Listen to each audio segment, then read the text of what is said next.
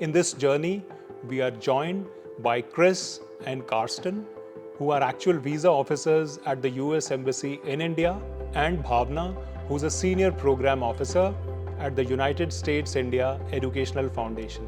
मेरा नाम कार्स्टन है, मैं वीज़ा ऑफिसर हूँ अमेरिकन एम्बेसी में। मेरा नाम क्रिस है और मेरा जॉब वीज़ा ऑफिसर है। I'm the senior program officer for Education USA at the United States India Educational Foundation. Applying for a student visa for the US बहुत achievable है, बहुत straightforward है। पिछले साल 200,000 से ज़्यादा student visa applications को process किया गया था।